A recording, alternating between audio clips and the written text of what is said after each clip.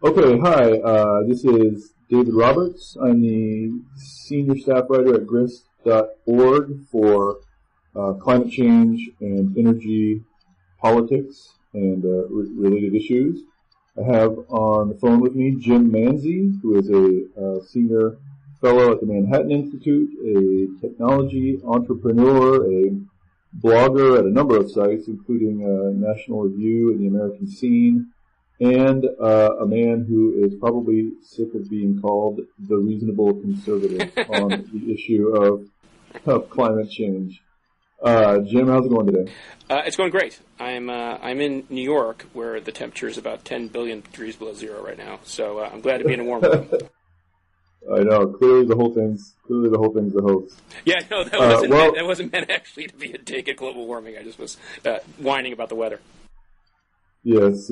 Well, speaking of hoaxes and whatnot, we've been instructed to begin with the topic du jour, which is so-called Climategate Swift hack, depending on what you want to call it, right. These stolen emails from the British climate research, climate modeling facility. So what's your take on all this hubbub?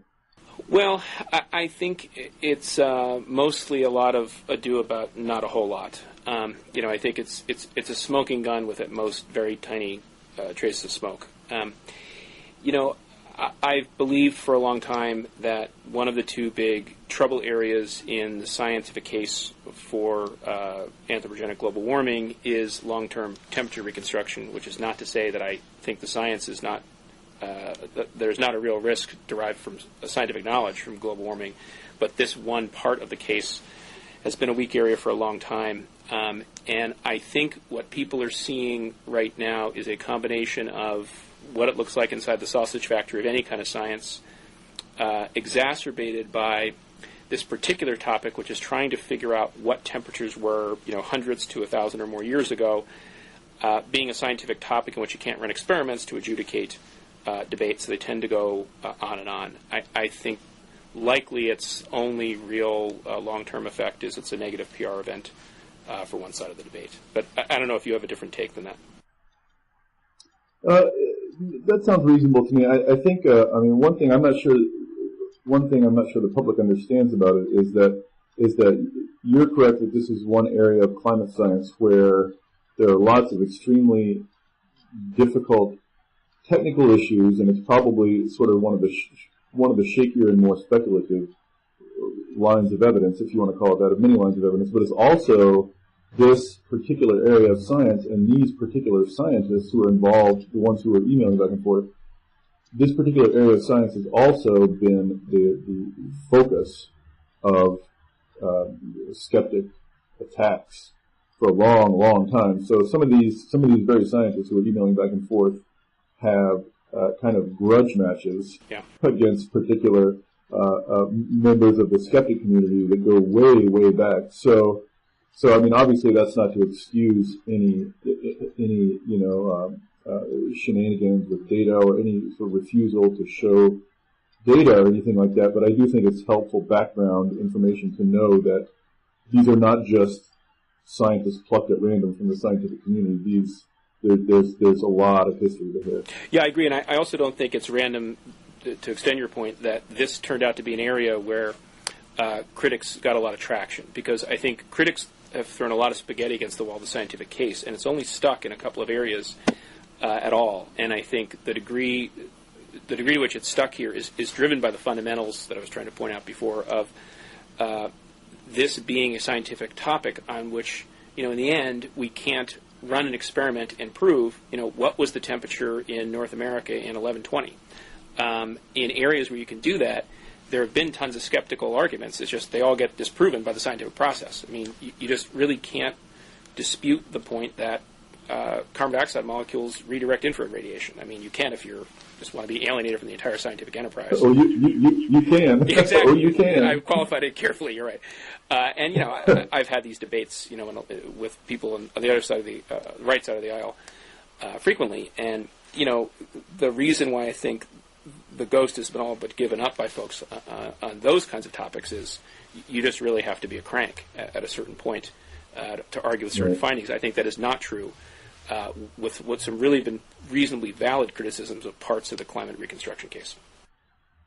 Yeah, well, part of the difficulty in this political environment is picking out those legitimate lines of critique and those legitimate points of critique out of a real haze of bad faith and accusations and very personal feelings and et cetera, et cetera. I think the emails reflect that. Yeah, I agree. A bunker mentality. Yeah, I agree. So, I think we would agree that in the larger picture, the case for anthropogenic climate change is based on multiple lines of evidence, multiple areas of science, been multiply peer-reviewed, and even should sort of the worst accusations about these particular scientists and their work be borne out, the larger case is still fairly sturdy. And so, like you said, this is mostly a political event. Yeah, I agree with that. I wanted to make one additional point about Climategate before we move on to Copenhagen, which is one of the things that puzzles me, and this is a new book out by the guys who write at Desmog blog, James Hogan and his colleagues at Desmog blog. It's about the effort to obscure climate science going back a couple of decades now. And the amazing thing to me is there's this industry on the right. It began, I think, around the tobacco wars, where they sort of set up foundations that could churn out stuff that looks like science and put people on TV that have scientific credentials, and this sort of the notion of manufacturing doubt about the gathering science against tobacco, and all the same techniques of playing on people's doubts, playing on people's inability to sort through scientific information. The same sort of industry that's been built up among the Competitive Enterprise Institute and Stephen Malloy, all these same people have been, they did it on tobacco and then eventually were exposed that their science was fraudulent and that they were wrong and that they knew they were wrong and that they'd probably helped contribute to, several thousand, 100,000 deaths or whatever. And then they did it on CFCs around ozone, and they did it on, there's been this whole series, the same set of institutions and people have lied about the science of about corporations' dangerous products over and over again. And so what baffles me and what I never understand about this is why every time they approach the media with a new shiny bauble, a new story, a new faux story, every time the media just seems to take them at face value all over again. Like over and over again, science and scientists are stuck defending their credibility, but this industry of sort of professional obfuscators never becomes the focus. It's very mysterious to me. Well, I've written about this and something kind of like it, in fact, in right of center publications, so kind of talking to those folks rather than to their antagonists or interlocutors. And let me try and give you my take on how the dynamic works from the right, and then maybe talk about why I think, while there's a degree of truth and more than a germ of truth to what you're saying, there are two sides to it.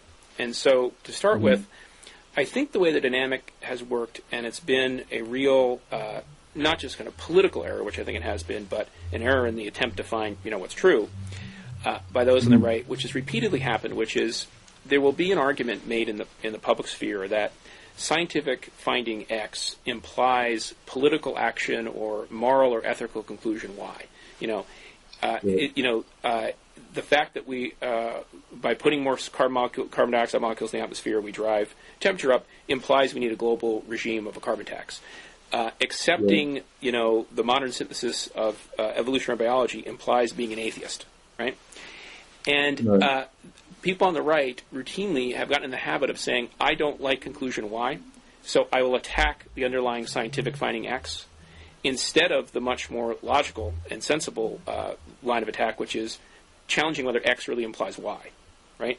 And that dynamic happens over and over. And so I think it is more sincerely motivated. Obviously, there are mercenaries everywhere, but it is generally more sincerely motivated than what you're describing. But I think a mistake nonetheless. I think that the reason why it's not an entirely one-sided dynamic is that it is also true that, science is a capacious term that is used, very capaciously in political debates. And one can call lab bench chemistry and particle physics science, and one can call, to take another extreme, psychology and social science, but there are material differences between them. And I think a lot of the science that is the underlying basis for at least many of these debates we're describing are gray zone sciences where falsification is very difficult. So in systems science, environmental science, areas where running crucial experiments that can determine whether a particular theoretical predictive rule is correct or not are much more difficult to execute. And so I think what happens on the other side is that, the other side of the debate, is that there's an attempt made to drape the term science over findings which are debatably of the same provenance of, Newton's laws of motion. And I think this dynamic that's happened, where most actual, academic scientists and most academics are grossly disproportionately politically identify as liberals. I'm not saying that influences their work in any way, but it is an empirical, measurable fact that's true. This antagonism that has developed between basically the political right and anybody with, a PhD in the United States exacerbates this. It really exacerbates this problem, and it has caused not really, I don't think, damage to the scientific enterprise, but it's made it extremely difficult for our political process, or more difficult than it ought to be, to integrate scientific findings into, rational policymaking. That's what the one thing that scares me. I think this Climategate. I think you're right that this will ultimately be another tempest in a teapot and will pass without substantial effect on the flow of climate politics. But what's starting to scare me is it seems like maybe you have a different take on this, but it seems like this is the first time where this set of people, and I know that there is a constellation of people who are quite sincere around or next to these hacks, for lack of a better word, but the hacks are certainly there. But this seems like the first time, rather than saying we have competing science or just the science is uncertain, this seems like the first time they've really turned their guns directly on the institutions of science, the practice of peer review, the very sort of, what science as it has developed in the West. And if they manage to sort of relativize that and make that just another sort of he said, she said political debate, we're entering a kind of postmodernism that makes political action, all but impossible, it seems like. Yeah, I think this is very related, actually, to the point I was making, which is I believe that to take a more extreme case, because I think climate reconstruction is a gray zone case, but to take a more extreme case, it is my view, for example, that all of macroeconomics is he said, she said. That we can call it scientific all we want, but as I think, the world generally is coming around more to my point of view over the last 18 months. But I believe that all of macroeconomics has no experimental foundation and is ultimately he said, she said, which is not to say it's valueless, or it shouldn't be done, or it should not inform how we make decisions in any way. But it is he said, she said in a way that the findings of quantum mechanics, as abstract as they are not. And so I think that a lot of if you were to see the critics' case in its best possible light, which is hard to do, but if you see the critics' case in its best possible light, I really think what they're attempting to show, whether they succeed or not, is climate reconstruction belongs on the he said, she said side of the aisle, not on the physical chemistry side of the aisle. And I don't. Well, there's a continuum. Absolutely, obviously. Exactly. I'm oversimplifying grossly by being binary about it. But I think what they're doing is trying to say, look, you can pound the table and say it's science, back off all you want.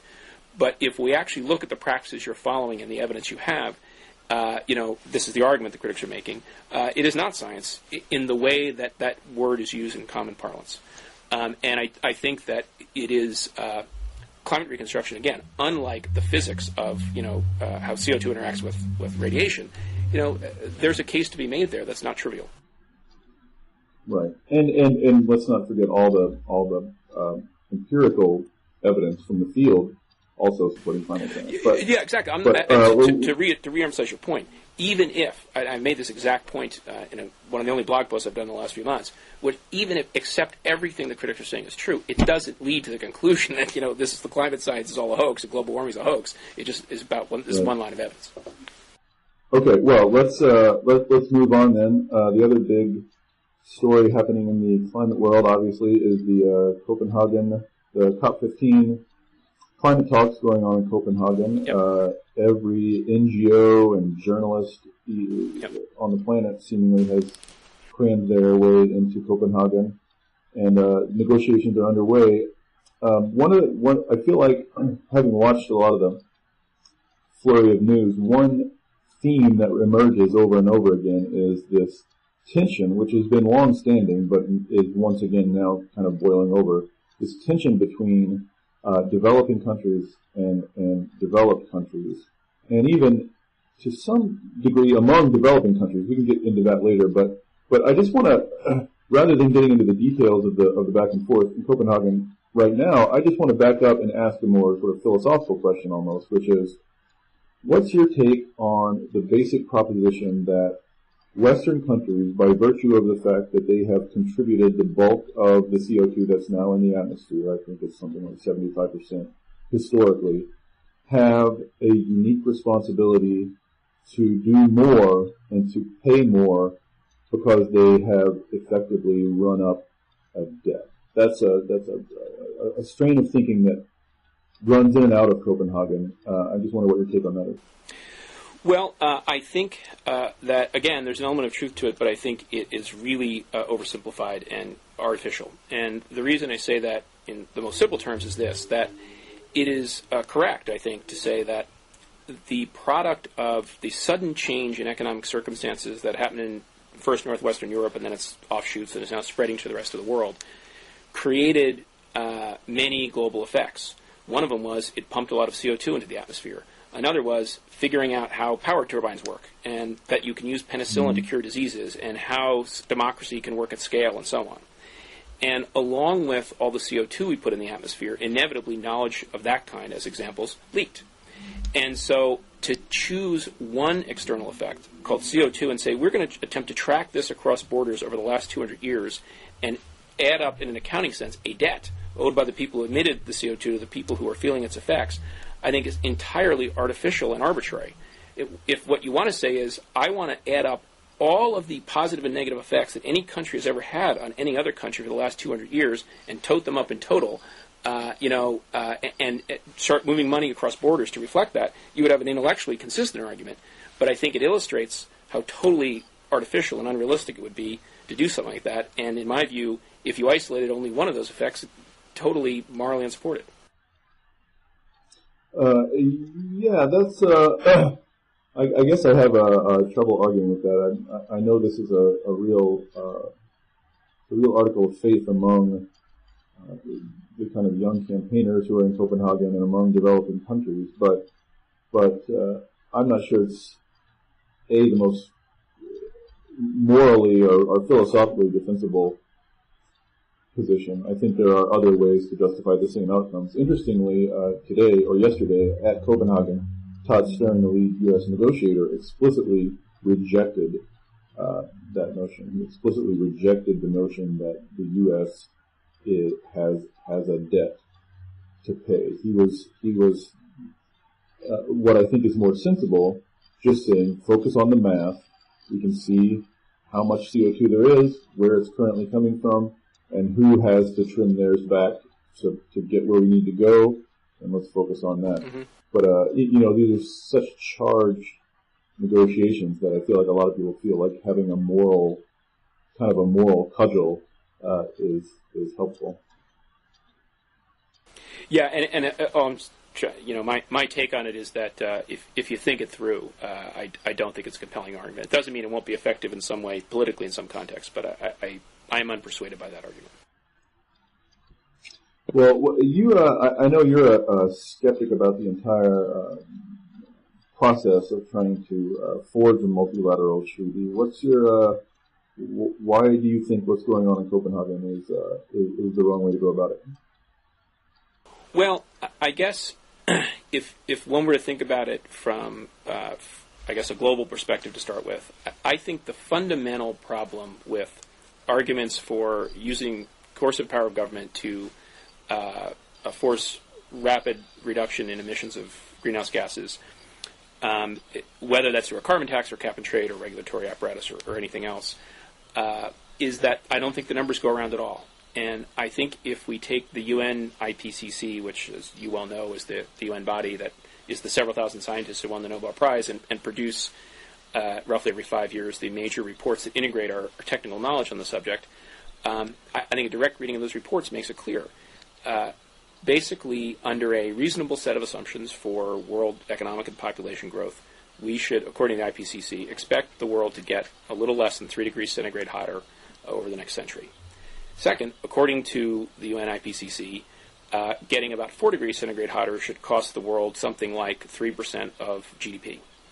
And so, if we're 3 degrees hotter in, say, 2100, that means, who knows, we're 4 degrees hotter in 2120, 2130, 2140. Well over 100 years from now, the world is going to be 97% as rich as it otherwise would be, which, by the way, on a per capita basis is much, much, much richer than we are today in any scenario consistent with those emissions. That is not Manhattan's underwater and the world's coming to an end. It's a lot of dough in absolute terms, but it's just the numbers don't support the apocalyptic rhetoric. And therefore, it's not a surprise if you actually do the calculation to say, realistically, how much economic consumption we have to give up today in order to avoid that warming. It becomes extremely difficult, even in the theoretical lab case of I get to be world emperor and order everyone in the world and they actually obey me to do things, something like introduce a pure carbon tax. Even under those conditions, it's extremely difficult to justify. And in a real world of geostrategic competition and domestic politics, as evidenced by the things we saw like the European trading system or the Waxman-Markey bill in the United States, I think it is very difficult to conceive of a program to do this which generates benefits in excess of cost. Hey, can you hang on just 1 second? My office lights have automatically turned themselves out. That's how energy efficient we are here at Grist. Let me turn it on 1 sec. Sure. Oh, look, it was motion sensitive. All I had to do was move around a little bit. I think it's a metaphor for not casting light on the argument. I know, the longer I'm still, the darker it gets. Right. Well, you and I have been back and forth about some of this before, and there's some assumptions in there that I think are worth teasing out. But I think if I could just get to the heart of your point, it's that the target that the international community is shooting for in terms of emission reductions are not justified by the science and would do more harm than good. And ergo, it's not worth trying to forge a treaty to get there. Is that correct? Fair? That's right. I mean, obviously, we're operating at a pretty general level here, but yes, I think that is the essence of my argument. Which, again, is not based on Jim Manzi's analysis of the situation. It's just reading the reports that have been produced by the bodies that study it. Right. Well, one thing I think I know people have taken issue with you before, and I think justifiably so, is that, well, for one thing, the IPCC economic projections are well, they include in them some fairly substantial energy policies on the part of countries. I think it's I know you've been back and forth with Joe Rahm about this, but as he says, if you do nothing, if their genuine do nothing scenario, you end up with 6, 7, 8 degrees, which is unequivocally horrible. Mm-hmm. So the question is, and we don't have those. Even the policies that the IPCC assumes in its base case, I think are reasonably ambitious, and we don't have those in place yet. So it seems to me there's at least baseline an argument for getting those that minimal set of policies in place to improve our efficiency and so forth. And then secondly, I don't know if you saw, I'm sure you did, a set of 26 scientists just a couple of weeks ago set out, because the IPCC process is, for a whole variety of reasons, extremely conservative. It moves very slowly. The 2007 report, the cutoff for papers that could be involved in that report was a couple of years before 2007. So right now, the IPCC report that we have in front of us contains science that's almost 5 years old now. And a set of scientists just a couple of weeks ago, 26 scientists, I think like half were involved in the IPCC, half weren't, tried to do a kind of a miniature, faster version of the IPCC. Just look at the science that's come out since then, since 2005, and try to synthesize how it, what it says in terms of updating the IPCC. And their conclusions were pretty uniformly negative. That the ice is melting faster than anybody thought. So and sea level rise is now projected to go faster than the IPCC projections. Basically, on almost every metric, things have, all the new science is pointing in one direction, which is worse. Now, I'm sure you've heard this argument before. I'm curious what your take on it is. Sure. So on the first point, which is that the baseline scenarios in the IPCC include policies, they do include some. In fact, I guess we'll post a link to the discussion where I went back and forth with Joe Rahm on this, but they are extremely specific. They do not include Kyoto or Kyoto-like policies. They include no cap-and-trade system. They include no carbon tax, etc. It's a question of fact, so it's probably not worth us debating it here. But I'll simply make the point that I'll link to it, that's just it's a factually erroneous statement that those scenarios that Joe made, that the scenarios include those. On the second, they don't include Kyoto, but they do include active government policy. That's true. That's true. They include active government policies. They do not include the specific things I was calling out in my response to your initial question, which are pricing carbon, or putting a cap on carbon emissions, or eliminating it in other analogous ways. But again, this is just it's a question that we determine through factual research, and I'll point to the link, and people can decide if I'm making facts up or not. On the second point, which is that a group of 26 scientists produced a report. Interestingly, of course, in a certain way, this is making it more sound he said, she said. Although I think your point is they are simply reflecting more updated information. I think that the fundamental problem with this argument, which now you get a lot, which you used to get, by the way, it's the mirror image of the argument that people on the right were making, which is the IPCC process it's corrupted. It's not to say your argument's corrupted, but the IPCC process is biased for some reason. And the people on the right were for a long time, and many still are, saying, look, that science is making this sound much worse than it really is. Let me show you my scientists who say it's actually not that bad. I think, as I've made the argument, and others have made the argument, that if you actually read the IPCC reports, it's hard to justify these actions. Frequently now, a version of this argument, made in good faith with factual basis, is made, which is, hey, look, there are these other guys now who say the IPCC science is conservative, and I think there are some problems with it. The most foundational is, if it were a realistic way of reviewing all available information and coming to a conclusion about what the many thousands of science reports in hundreds of different specialties say, to get a group of scientists together and have 26 of them go off and go back and give us a report, there'd be no reason to have the IPCC process. The reason we do it and spend all this money on it and all this time on it is it's actually hard to do that. And what I'd say is, the meter we have to give a measurement of the scientific consensus takes a while to read, but it doesn't mean that we can skip the step and pretend we don't need it. And the current best read produced by that process is the one I'm citing, and when it's updated, and until it's not, it's not.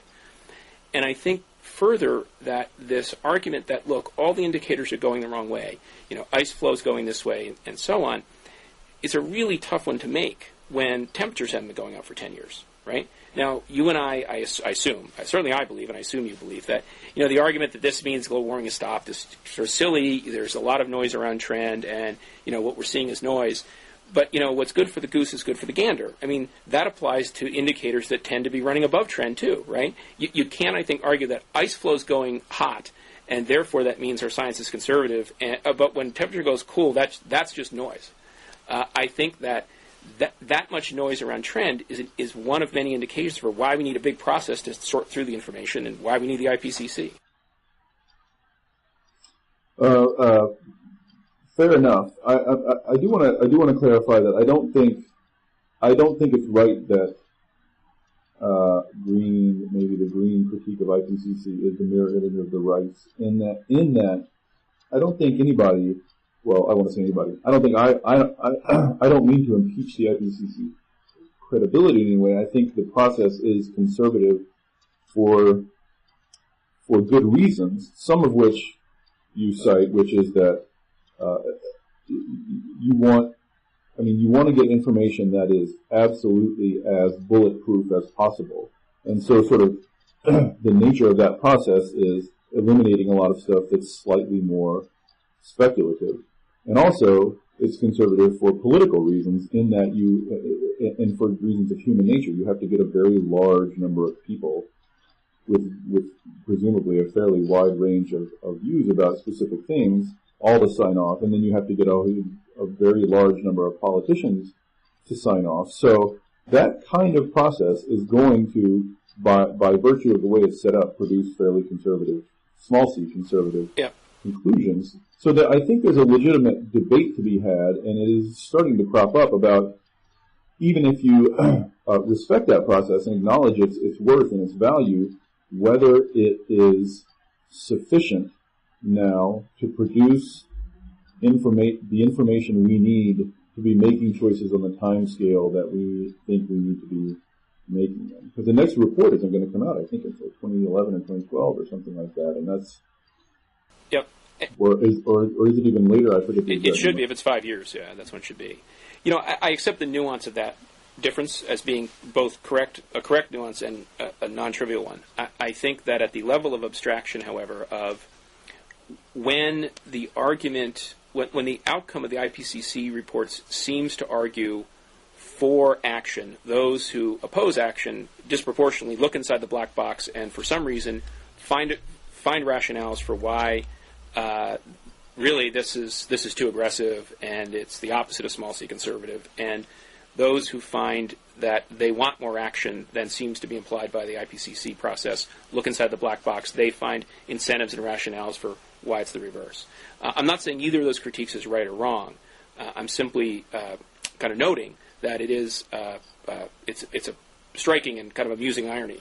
I think ultimately we do have to engage on those critiques themselves, and I guess I've given you my view about why I think the critique of it takes too long and is too slow is not really a valid critique. And in that, even if correct, it doesn't answer the question, well, if this is what is necessary to be able to synthesize this information correctly, that's just how long it takes, and we have to live with that time gap in knowledge, not pretend that we have knowledge we don't.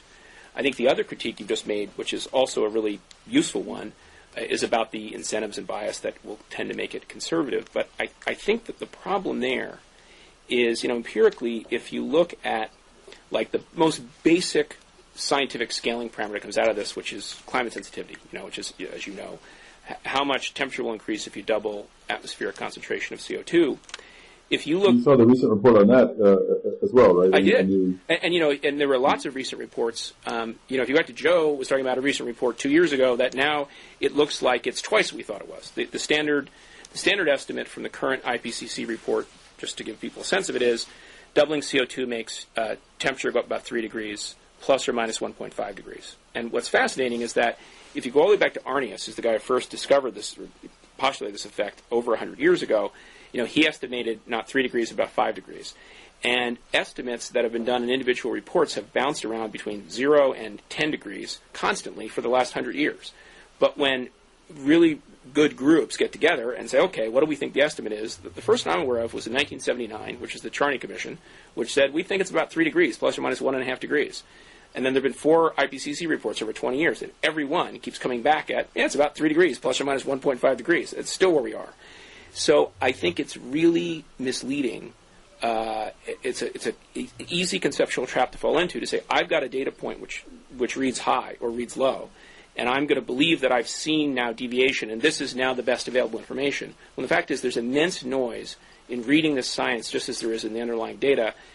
It's why I believe you actually need a real synthesis process, and why it's not just kind of political, theater to go through the IPCC process.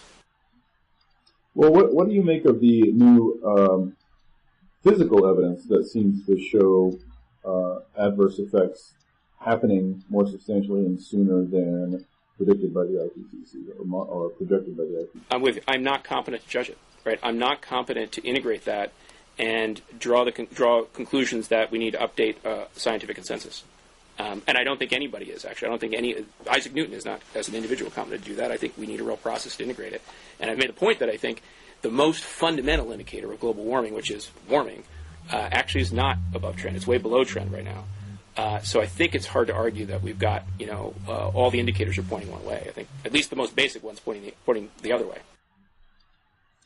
All right. Well, we won't resolve this. We won't settle the science here. Let's turn instead to economics, because if you want to know, to sort of cut to the chase of how I view this, I feel like, to me, a large reason that this discussion is somewhat the larger discussion about these issues is somewhat dysfunctional, is that it takes place in the frame of addressing climate change, reducing emissions is going to be painful and deleterious and slow economic growth, et cetera, et cetera. So once you accept that premise, then you're stuck with this international process that is very much all parties trying to give up as little as possible while getting as much as possible. Right. And everybody sort of defensively backing into whatever commitments they may make. And, the political process in the U.S., this sort of hovering notion that this is a big bucket of pain and Congress's job is to dole out the pain in appropriate bundles to appropriate demographics, which is, I think, very much how they view it. And these are based on macroeconomic forecasts of economic growth, of technology innovation, of any number of factors which can affect an economy, which as you said earlier, are to put it charitably less than rigorously scientific. And I might add, if you go back and look at the results of previous forecasts about not just economic growth, but energy demand, energy supply, all these factors that feed into ultimately the decision about how hard this is going to be, have been wrong 100% of the time, more or less, in the past. So it's peculiar to me that, on one sense, the public is sitting around arguing about science, which we know with incredible confidence right now. Right. And on the other hand, there's this accepted conventional wisdom that we know exactly what the economic impact is going to be, when it seems to me we don't know that any better than if we had goat bones thrown out in front of us or something. Yeah, I'm with you. A less polite and charming guy than you would have put the question. Gee, Jim, you just told me you think macroeconomics is he said, she said, and your whole argument depends on macroeconomic forecasts, right? So I think that, first of all that any of the economic modeling on this question can do is to ensure that we use a consistent set of assumptions when we think about a problem. Thinking that we are going to be able to reliably forecast the world economy in the year, never mind our technology, in the year 2230 is, ludicrous. Let me ask you about this in a different way, which is what you're saying that you think that the things we would do to reduce carbon dioxide or greenhouse gas emissions will be profitable independent of that, i.e. they will increase total consumption independent of that, or do you think there is actually a cost to be paid in foregone consumption to implement these programs? Well, there's things to pick apart. A lot of what goes under the banner of cost, to me, is better characterized as investment. So, if I weather seal my windows, whatever, it's a cost, right? It's a cost of whatever, $3,000. But over time, my energy savings pay that back, and eventually I'm getting a reasonably, not huge, but a decent and reliable rate of return on that investment, and I come out in the black. So the investments required to shift away from fossil fuels to a system based primarily on renewable energy and just as importantly, radically increased energy efficiency are going to be huge. They're going to be substantial, but our investments in infrastructure and energy over the next 40 years are going to be huge, regardless of what path we take. Just for sheer demographic reasons, the rise of demand, the growth of GDP means, for any number of reasons that I know you're familiar with. So the question here, I guess, is two questions. One is, if looking forward to 2050, if we do this, if we really go whole hog, try to ramp up our efficiency in every way we know how, try in every way we know how to scale up renewable energies, and et cetera, really go whole hog, will we in 2050 look back and say, we're glad we did that? Right? That's one question. And I think, to me, the answer to that question is yes, absolutely yes. Can I modify your question? Okay, sir, go ahead. Well, let me do the second one, then you can. The second question is, will we look back and say we're glad we did it in 2 years, or 5 years, or in time spans that are more relevant to the political considerations that are governing these decisions, right? And in that, I am confident that we could do it in such a way that the vast majority of people would benefit at most stages from it, but I couldn't begin to predict. Yeah. I mean, anybody who claims to know that is more or less guessing. I mean, it depends on a number of factors, what we decide to do, what policies are, et cetera, et cetera. So what I was going to ask is, it's a very helpful way to think about it, in my view. What I was going to ask is, in regard to if you try to answer your first question, which is in 2050 we will look back and say, boy, that was a good choice. If you hold out for the moment any benefits we get in the form of avoiding global warming damages, and just for the moment ignore that, and we don't get to count that in our calculation, is it your view that in 2050 we'd look back and say, boy, we're really glad we did that? Yes. Okay. Absolutely. And is it your view that we would do that with an economic hat on, meaning you might have a view that, people ought to live differently than they do, and all this consumption is not a good thing. But if you were to put an economic hat on, say, do you think we will be as rich in 2050 under that scenario, excluding global warming effects, as we would be if we did not do the things you're advocating? Do you think the answer to that question would be yes? Right. I mean, in a sense, that's more difficult to answer because there's so many assumptions bound up in how we think about these things. Yep. So if the question is, will GDP be as high as it was projected to be now? Well, in the terms we measure it now, I don't know. I can't say confidently that we'll be richer versus poor on that metric. Gotcha. But I, for reasons I know you're probably familiar with, have a lot of questions about the validity of that metric. I think it's entirely possible that we could have lower GDP than we thought we would, and still overwhelmingly be glad that we did what we did. Gotcha. So, how many of the decisions do you think, to make this real kind of practical, so your illustration of weatherizing your windows is great, right? Or weatherizing your house is great. So there's an argument that says I had to weatherize my house because, I spend, in a stylized example, I spend $10 a day to weatherize my house, but my heating bills are $1 lower every year, and so I get to eat more cheesesteaks and pizza, every year than I would have otherwise, right? And so if I take the cheesesteaks and pizza I sacrifice eating now, in fact, I have enough more cheesesteaks and pizza in the future that net, even if the consumer's hat on, that was a smart idea. There are decisions that that would be of that nature.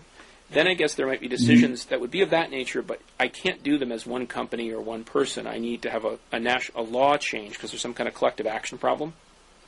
But we actually get better consumption. And then there are decisions in which I don't get more cheesesteaks and pizza. I'm actually giving up some cheesesteaks and pizza, but I'm getting these other benefits for them. And I guess and this is an ideological point of view, although I think I hold it firmly, and I think it's defensible, that if we're talking about decisions which are like weatherizing my house, in which I am better off doing it, even in the narrowest consumer sense, that if that's true, and those are the things that are going to basically decarbonize the economy, then why do we need any laws? I mean, people will just do it, right? So I think that unless you think their consciousness needs to be raised in some way, you have to be arguing for either there are collective action problems such that this greater consumption can only happen at a national or supranational level, or you have to be arguing that these are decisions we wouldn't take otherwise. In fact, we are bearing some perceived expected value of economic cost at the moment of the decision. Was that clear what I was asking? It was kind of very convoluted question. Yeah, no, it's absolutely clear, and I like that way of framing it. I do think it clarifies things. My answer would be, well, let's focus in on efficiency specifically, since that's what we're sort of dancing around here. Efficiency in terms of investments you make that will allow you to use less energy, which would pay off over time. And this is a very familiar question to anybody who's an advocate of efficiency, which is, if there are all these investments which could be made and would be cost positive or cost negative, which would pay people off, why aren't they making those investments? So my first response would be, well, there's two categories of response. The first one has to do with markets, which is that would be true in perfect markets. In perfect markets, and by perfect I mean, the sort of idealized market of low barriers to entry, low barriers to exit, no monopolies, transparent information, the sort of idealized market of economists' fantasies.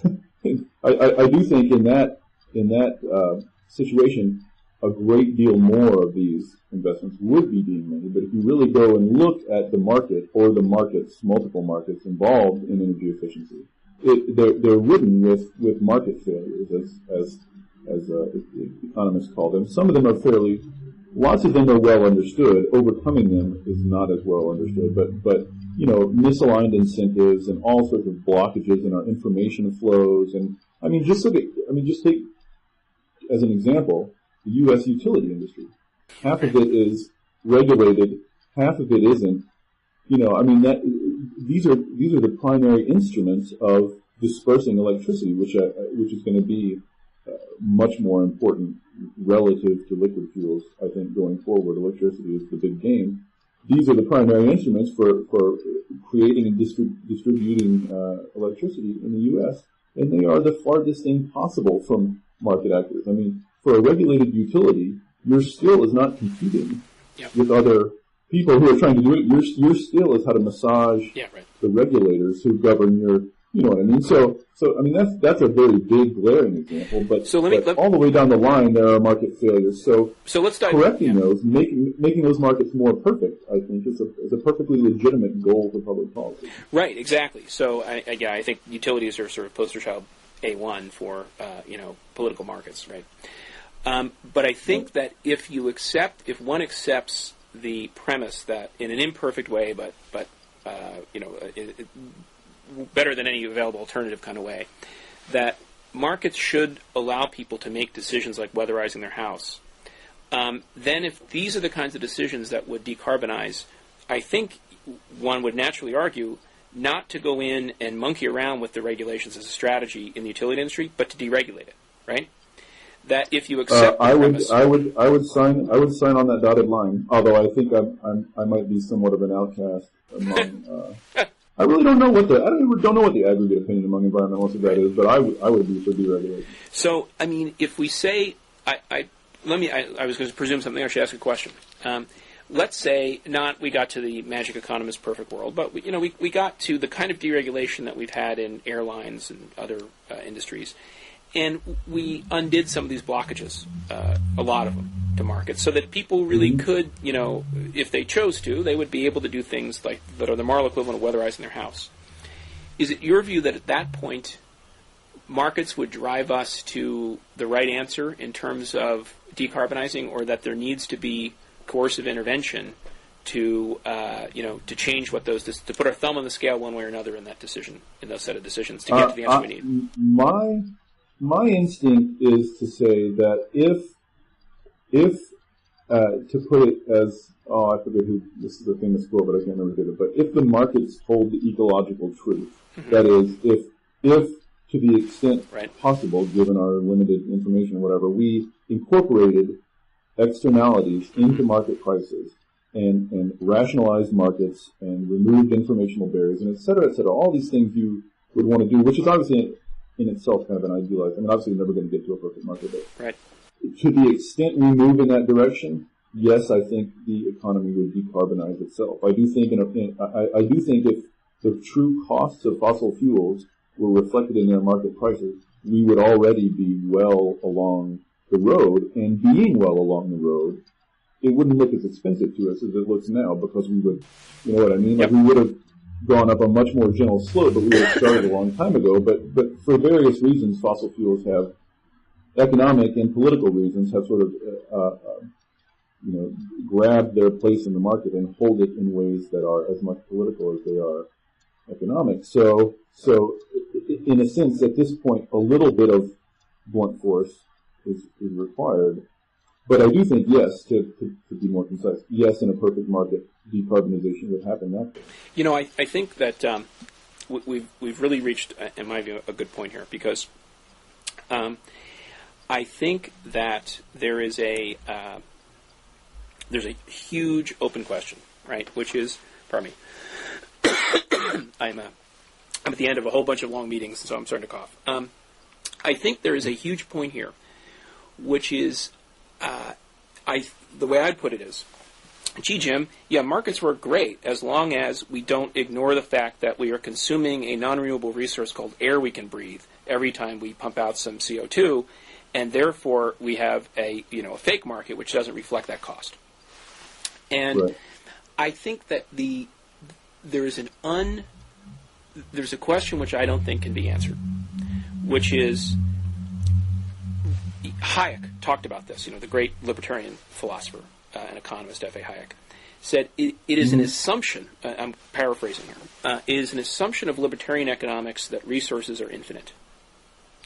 And what he was saying was, this specific resource, like the oil from this particular well, is obviously not infinite, but it is an assumption that we will continue to ingeniously invent new ways to create the value that those resources are creating that we are consuming. And well, it's funny. That's the mirror image of a frequent environmental point, which is to say that robust economic growth is perfectly possible without growth of finite resource consumption. That growth can be decoupled from resource consumption, which is, in a sense, another way of saying the same thing. Don't you think? They're very related. Yes, I agree.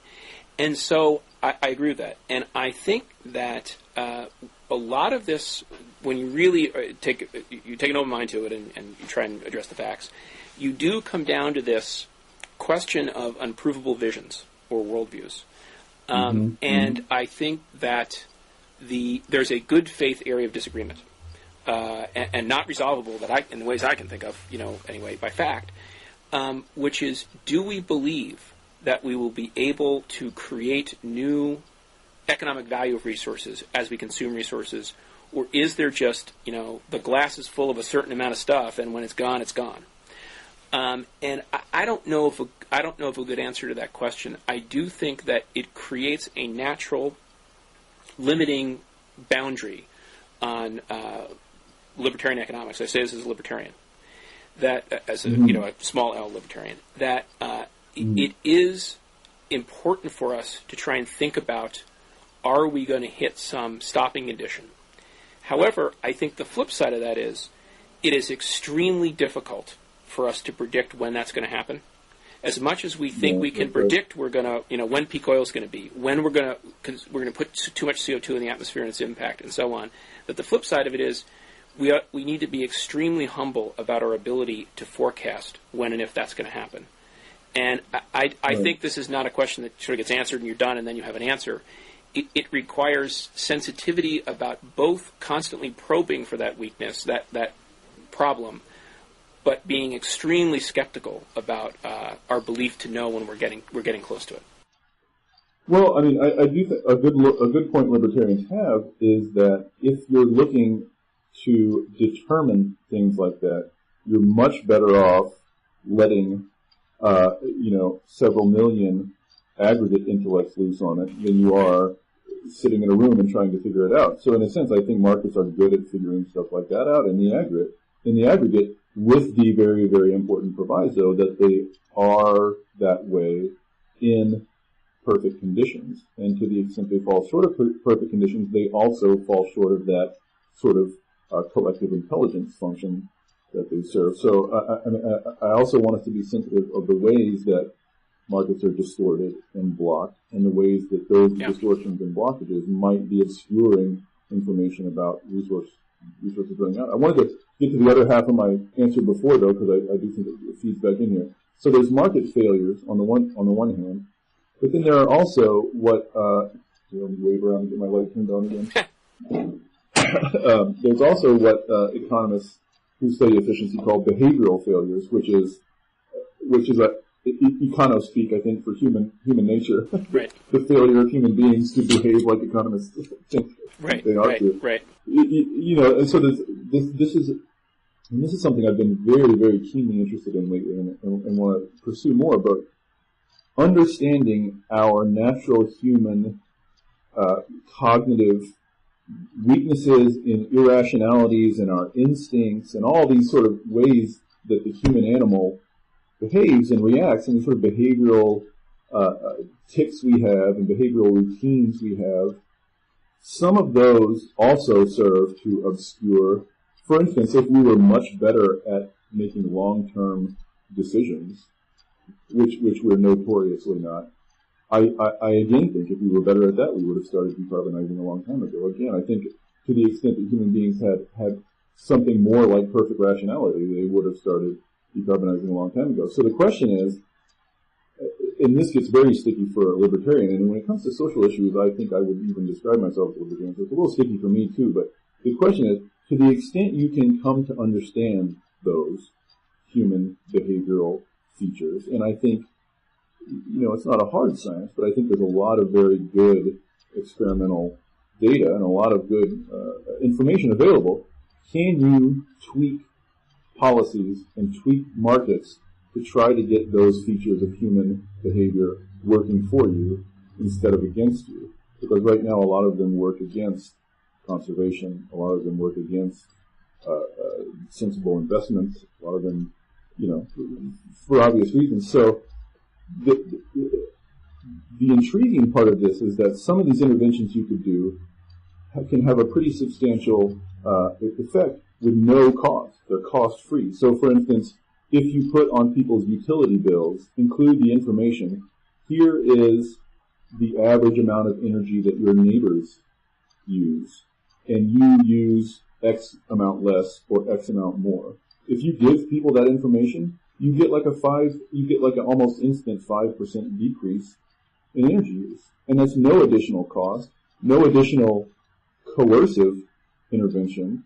It's just knowing how humans think and making use of it to get what you want. And I think in the aggregate, if we had a lot more of that knowledge and used it a lot more systematically, I think we could get some pretty big progress just out of that. But it's peculiar. Like these discussions are focused so intensely on technology and economics, and so little on human beings and how they behave and how they think. It seems to me that's a huge gap, and it also seems to me like an area where conservatives and liberals could come to some consensus positions, because it's like Cass Sunstein's book, Nudge. Paternal, whatever the hell the phrase is. Yeah. Libertarian with a nice, non-coercive, yeah. So I think there's great potential for that. You sound leery. Well, there's a famous saying, right? I have my reasons and you have your biases. And the irony, of course, of I'm sure it's not lost on you, of a purportedly irrational set of human beings determining what human irrationalities are and correcting them. And I think that it is difficult at a practical level for me to imagine that there are a bunch of behavioral tics that can be manipulated at the level of printing on someone's power bill what their neighbors are using that are going to drive the kind of change that you're arguing to drive. I'm not disputing that particular point. In fact, the one experiment I know about that was done in a dorm, if I'm remembering it correctly. And I do think that one of the famous problems of experimental economics, or problem I find to be pervasive in experimental economics and experimental psychology, is, here's what 30 college sophomores did for beer money. Therefore, all of humanity is risk averse or something. So the net effect of those interventions over time, as they percolate through society, are often less predictable than they seem like from a simple experiment. That said, I'm sure there are specific things, either exactly what you described or like it, that can be used on the margin, create some positive improvement. And certainly, social sciences, social psychology, social sciences get about 2% of the research money in this area. So it seems, at the very least, we could find out more of them. I mean, one thing to remember, and this is something I think I run into a lot of intuitive skepticism about this, and I'm just sort of getting into it, really. But one of the things I like to tell people is there is a group of people who has figured these things out and has used them, in fact, to drive massive changes, massive economy-shifting changes in behavior, and that is the advertising industry. I mean, if you want to see scale of changes, everybody in the world has an iPod. Everybody, everybody drives big cars now, et cetera, et cetera. I mean, it's not like the aggregate of these changes in behavior can't scale up to something fairly large. Well, I think that, the reason I'm not doing blog posting is I'm all the time I'm devoting writing, I'm pretty much devoting to a book, and it's basically on this question of, can social science be more scientific through experimentation, and what have we found through experiments thus far? And as someone who's also been very involved in evaluating the causal impact of advertisements on purchases, I'll tell you that almost all programs that attempt to manage, human behavior through incentive change, non-coercive incentive changes, almost none work. And when they work, they change behavior, tiny percentages. That doesn't mean they don't pay out versus their costs, which is why there's an advertising industry. But I don't think you can lay large cars, by example, at the feet of advertising for large cars as opposed to underlying desires as percolated through the details of our society. So I guess what I'm saying is the inevitably social reformers on both the left and right and in the middle who envision a new world and are frustrated by people not going along, envision changing human nature or human behavior. And it almost always, in fact, I would argue always, turns out to be much, much harder than we envision it to be. We envision the new man, the new person. But, the old saying, right, out of no straight thing, whatever. Well, no. Let me put in here. I 100% agree with that point. I 100% agree, and this is something I argue with environmentalists about. It's strain of environmentalism that's waiting patiently for this revolution in consciousness after which everything else is going to... Right. And it's fine with me if they wait for that change in consciousness and they demand the most grandiose possible solutions. My problem is when they then turn on solutions that they see as insufficient. Right. As insufficiently revolutionary and try to bring them down. But that's a separate argument. I totally agree with you. The point I want to make is... the point I want to make is I'm explicitly not talking about changing human behavior or human nature. I'm talking about clever ways of arranging circumstances and institutions to make use of human nature and human behavior in more positive ways that contribute to social welfare. So just learning about it so you know how to do it. So you know how to phrase a request, or how to arrange the information on an electricity bill, or anything like that. I mean, there's good information about how to do that stuff to get socially positive results. It's not very well dispersed. Nobody really knows it. Nobody really seems to think Look, I'm with you. The software company I started and ran for a long time basically is used to run experiments that have been done things like, if we change the order of things on a menu, do we sell more or fewer hamburgers, right? So I'm deeply into this question. And I agree that there's untapped opportunity. I think that one of the practical lessons of doing that for a long time is, you create tiny changes on the margin that can add up, pebble by pebble, to a big mountain, but it's very hard to do. And I think if you think about the scale of what's being talked about, like, the numbers that are being thrown around Copenhagen are the U.S. should have, what is it, like 80% less emissions than it otherwise would have by 2050. Unless you have technology change, fossil fuels are what, like 80% of our energy mix. So you're talking about, unless you can reduce intensity of emissions per unit energy consumption, that's like 2/3 of all energy consumed in the United States, right? You follow what I'm saying, right? I mean, 0.8 times 0.8 is 0.64, right? Yeah. So, I mean, we're talking about over a few decades, either inventing technology to decarbonize fossil energy or radically, it seems to me, changing the basic energy infrastructure of the country.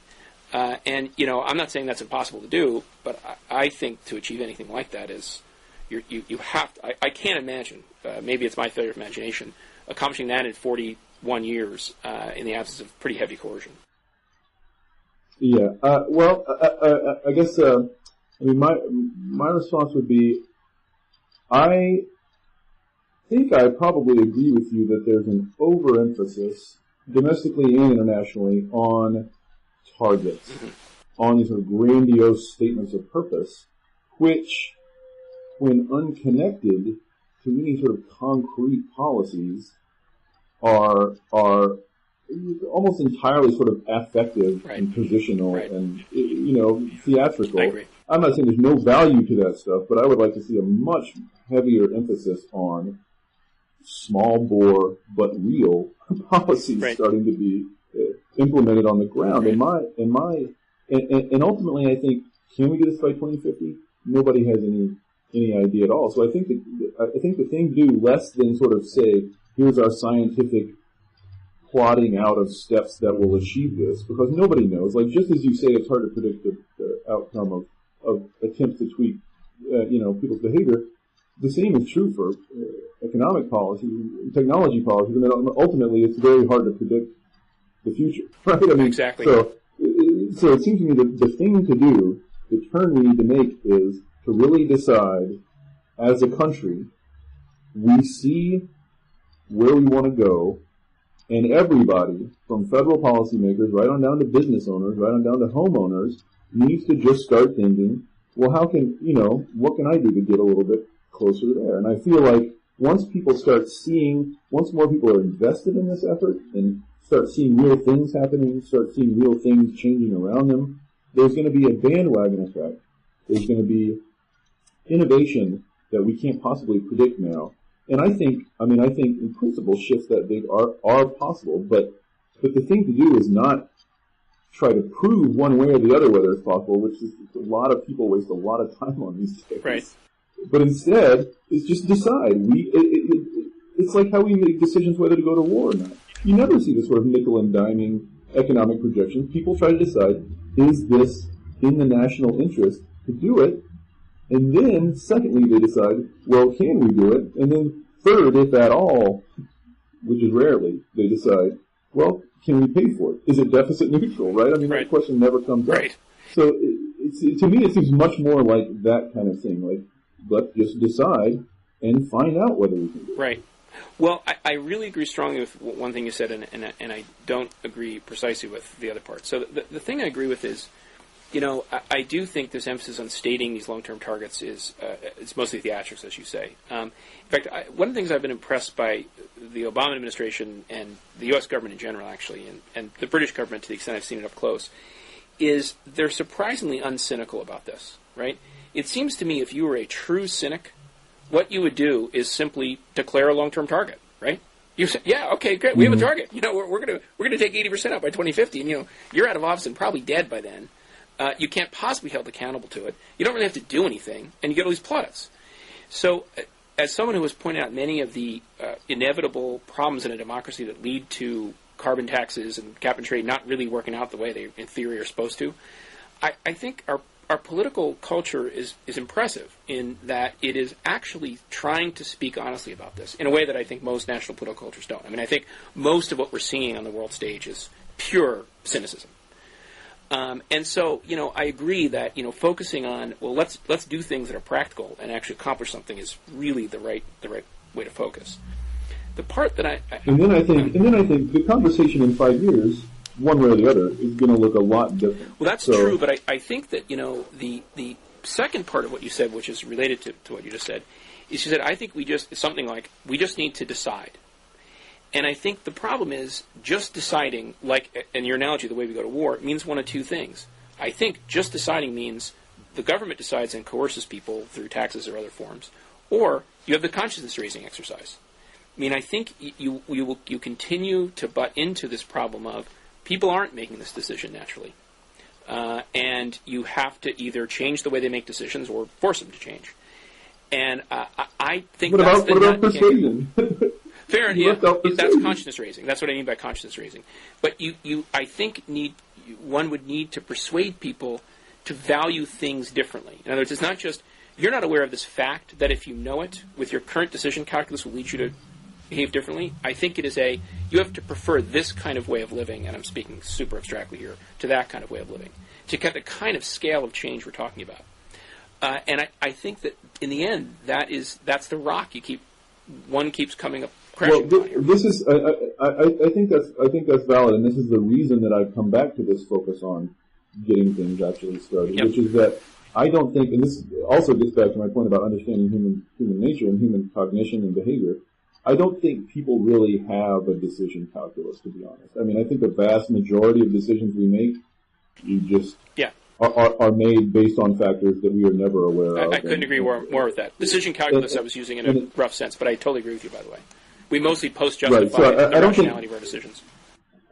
Right. I don't think people really make rational decisions. People make, and one of the things they're learning in social psychology is that lots of decisions are based on social cues. Yep. And one family of social cues is people like me are doing things like this, right?